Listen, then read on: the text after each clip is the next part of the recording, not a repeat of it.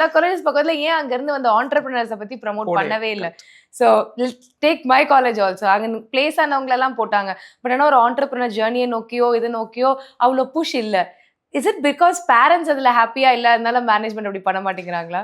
நான் சொன்னேன் என்னோட ஸ்டோரியிலே என் பேரண்ட்ஸ் சந்தோஷமா இல்லை. நான் ஸ்டார்ட் அப் கூட ஆரம்பிக்கல, நான் ஸ்டார்ட் அப் ஜாயின் பண்றேன்னு தான் சொன்னேன். அதுக்கே வந்து அவங்க ஐயோ அதெல்லாம் வேண்டாம் அப்படின்ட்டாங்க. ரைட், பேரண்ட்ஸ் அப்படி ப்ளேம் பண்ண முடியாது. அவங்களோட ஜென்ரேஷன் எக்ஸோட ஸ்டேஜ் வந்து என்ன அப்படின்னா ஒரு இன்கம்ல செட்டில் ஆனோம் அப்படிங்கிறது தான். ஏன்னா அவங்களோட பேபி பூமரோட இதுல எப்படி இருந்ததுன்னா சர்வைவலே கொஸ்டினபிளா இருந்தது.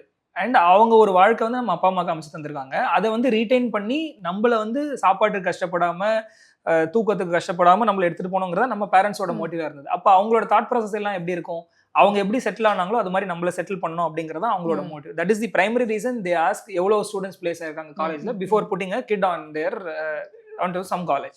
இப்போ நம்ம ஜென்ரேஷன் முடியும் போது என்ன தெரியுமா ஆகும், நம்ம இந்த கேள்வி கேட்போம், எவ்வளவு பேர் ஆண்டர்பிரினரா இருக்காங்க உங்க காலேஜ்ல, இந்த கேள்வி நம்ம கேட்போம்.